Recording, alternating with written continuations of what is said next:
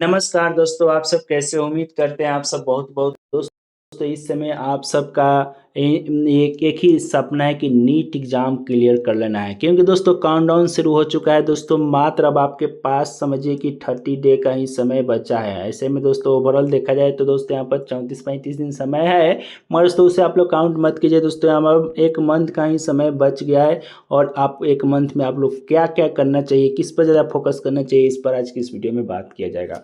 देखिए दोस्तों ओवरऑल यहाँ पे 1 महीने में काउंटडाउन शुरू हो चुकी है दोस्तों। परीक्षा 3 मई को ही होने वाला है दोस्तों और अप्रैल जस्ट शुरू होने वाला है। तो दोस्तों अब आपको आगे क्या करना चाहिए?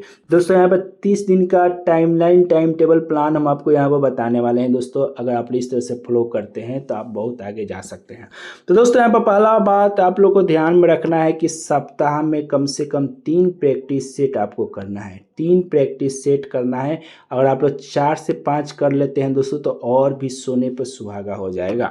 तो दोस्तों 3 से 4 प्रैक्टिस सेट करना है दोस्तों और इस प्रैक्टिस सेट पर दोस्तों रिवीजन कम से कम 5 घंटे तक देना है दोस्तों। जो क्वेश्चन आपसे बन गया है, तुक्का भी लगा दिए हैं, उन सभी क्वेश्चन को फिर से रिवीजन और उस टॉपिक से रिलेटेड जितने भी क्वेश्चन से रिलेटेड जितने भी टॉपिक है उसको आप लोग को मैनेज करना है। हर ऑप्शन को ध्यान में रखते हुए यहाँ पर रिवीजन करना है कि ऐसा क्वेश्चन फिर कभी आए तो आप उसे क्लियर कर सही चुनाव कर सके। क्योंकि दोस्तों यहाँ पर ऑप्शन यहाँ पर और उस टॉपिक से रिलेटेड यहाँ पर पढ़ने के लिए क्यों बोल रहे हैं? क्योंकि दोस्तों इसलिए कि अभी जो आपका माइंड है मेन फोकस आपका 3 मई का ही है।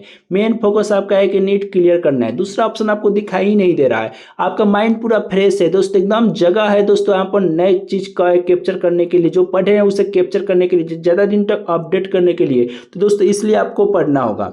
और दोस्तों यहाँ पर दूसरी बड़ी बात दोस्तों, नया चीज़ आपको बिल्कुल नहीं पढ़ना है दोस्तों। नए सिलेबस पर बिल्कुल ध्यान नहीं देना है क्योंकि अब आपको 30 दिन समय है। जो भी आप लोग साल भर या जो भी यहाँ पर 2 साल में फाउंडेशन बैच या टारगेट बैच में 1 साल 2 साल में पढ़ाई की है उसी को रिवीजन करिए, उसी को दोस्तों रिवीजन कीजिए। क्योंकि दोस्तों नया चीज़ पढ़ेगा तो दोस्तों कन्फ्यूजन बढ़ेगा।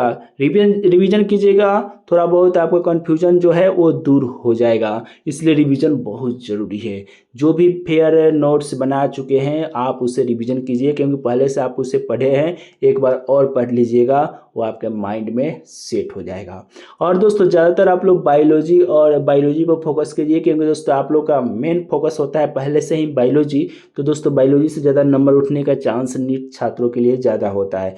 केमिस्ट्री उसके बाद फिजिक्स। दोस्तों फिजिक्स से लेंथी क्वेश्चन हो जाता है जो कि बायोलॉजी वाले छात्रों के लिए काफ़ी दिक्कत का सामना करना पड़ता है। इसलिए दोस्तों आप लोग ज़्यादा बायोलॉजी पर, क्योंकि 50% क्वेश्चन बायोलॉजी से आता है, बॉटनी प्लस जूलॉजी से। तो दोस्तों इस पर ज़्यादा फोकस कीजिएगा, ज़्यादा नंबर आने के चांसेस रहेगा। ठीक है। और दोस्तों यहाँ पर पढ़ने का जो समय सीमा होना चाहिए दोस्तों, अब यहाँ पे 1 महीने का जो समय है दोस्तों कम से कम 15 घंटा आपको पढ़ना पड़ेगा। डे बाय डे दोस्तों 15 आवर्स आप लोगों को पढ़ना होगा, तब जाकर कुछ अच्छा स्कोर कर पाओगे। MBBS गवर्नमेंट स्कूल चाहिए तो आपको इतना पढ़ाई करनी होगी। और दोस्तों यहाँ पर डेली एक भी दिन नागा नहीं होना चाहिए दोस्तों। IPL के बारे में आपको भूल जाना है। कुछ लोग यहाँ पर पूछ रहे थे कि सर IPL शुरू हो रहा है कैसे पढ़ाई करें। दोस्तों IPL पर बिल्कुल ध्यान नहीं देना है। शादी फंक्शन वंक्शन कुछ चीज़ पर ध्यान नहीं दें। 3 मई तक दोस्तों इधर उधर ताक झाँक ही नहीं करना है। जिस तरह आप घोड़े के लगाम में यहाँ पे एक पट्टी रहता है ना, उस तरह से आपको यहाँ पर देखना होगा। आपको टारगेट केवल दिखाई देना चाहिए और बिल्कुल कुछ दिखाई नहीं देना चाहिए, तब जाकर आप लोग क्लियर कर पाओगे अच्छा स्कोर के साथ नीट। ठीक है। और जैसा कोई भी अपडेट आएगा इस बीच आपको जानकारी दी जाएगी। बहुत जल्द एग्जाम सिटी एडमिट कार्ड और एग्जाम शुरू होने वाला है दोस्तों, इस पर आप लोग फोकस कीजिए। Thank you.